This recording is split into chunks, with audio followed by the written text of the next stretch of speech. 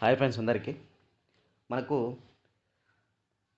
10th class అయిపోయిన తర్వాత గురుకులం గురుకులం అడ్మిషన్స్ అయితే మహాత్మా జ్యోతి పులే ఇంటర్మీడియట్ ఫస్ట్ ఇయర్ అడ్మిషన్స్కి అయితే మళ్ళీ ఒక నోటిఫికేషన్ అయితే రావడం జరిగింది. ఇది 10th ఇయర్ చదువుతున్న వాళ్ళు ఇంటర్మీడియట్ చదువుకోవడానికి అడ్మిషన్ అయితే తీసుకోవచ్చు. ఇది డేట్ వచ్చేసి మనకు ఏప్రిల్ 12th దాకా, ఏప్రిల్ 12th వరకు అందుబాటులో ఉంటుంది. ఇది మహాత్మా జ్యోతి పులే జూనియర్ కాలేజ్కి అడ్మిషన్ తీసుకోవచ్చు అనమాట. ఇంక ఎగ్జామ్ వచ్చేసి ఏప్రిల్ 28కి ఎగ్జామ్ ఉంటుంది. ఎగ్జాము ఏప్రిల్ 28 కనెక్ట్ చేస్తారు. ఇది 19 ఫిబ్రవరి ఏప్రిల్ 12th వరకు అందుబాటులో ఉంటుంది. ఇది అసలు ఆన్లైన్ దీని యొక్క డాక్యుమెంట్స్ ఏం కావాలి, ఎక్కడ సెంటర్స్ ఉంటాయి అనేది ఒకసారి మాన్యువల్ చూద్దాం. మనం మెయిన్గా మహాత్మా జ్యోతి పులే ఆర్జేసీ అని కొట్టిన తర్వాత online registration, online first payment అయితే కట్టుకోవాలి. పేమెంట్కు సైట్ ఓపెన్ చేస్తే నువ్వు 10th క్లాస్ ఎక్కడైతే చదువుతున్నావో ఆ యొక్క డిస్ట్రిక్ట్ సెలెక్ట్ చేసుకొని candidate name, category, date of birth, వాళ్ళ phone number and Telangana state కాబట్టి ఎస్ అని క్లిక్ చేసుకోండి.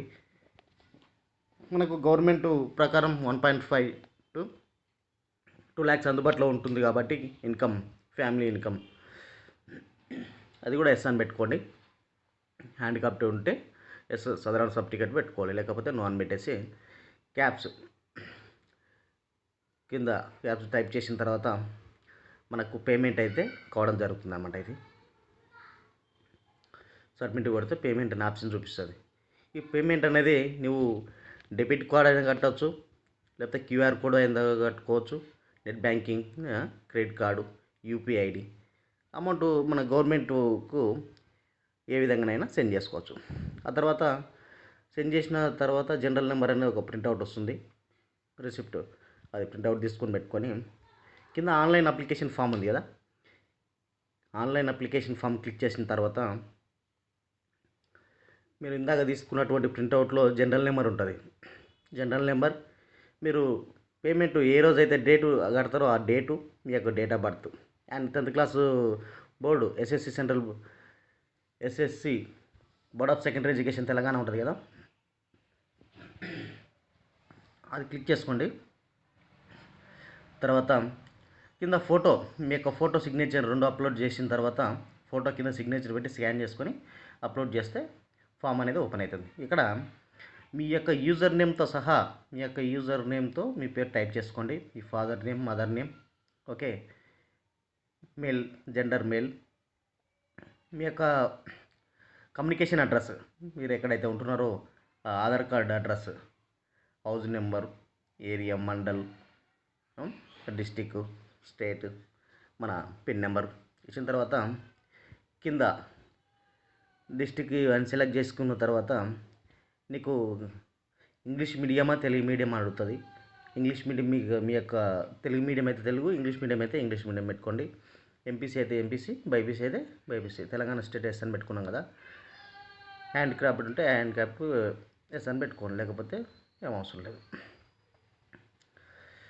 ఇది ఎకనామికల్ సెక్షన్ వాళ్ళు ఉంటాయి గిట, ఈడబ్ల్యూఎస్ వాళ్ళు ఉంటే సర్టిఫికెట్ ఉంటే ఎస్ అని పెట్టుకోవచ్చు.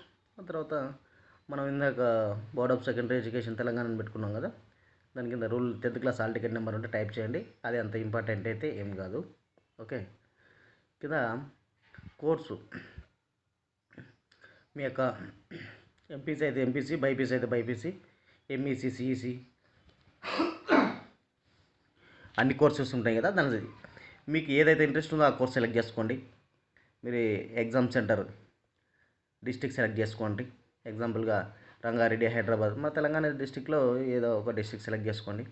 అయితే ఇక్కడ ఏంటంటే మనం ఎగ్జామ్ రాసిన తర్వాత మనకు వెళ్ళే క్యాంపస్, అంటే వెళ్ళేటువంటి ఏరియా ప్లేస్లో ఇక్కడ 18 ఇవ్వడం జరిగింది. అంటే ఒక్కొక్క డిస్ట్రిక్ట్కి ఇప్పుడు హైదరాబాద్ పెట్టుకుంటే 12 ఇస్తున్నాడు, మెదక్ పెట్టుకుంటే ఒక 13 or 14 వస్తున్నాయి.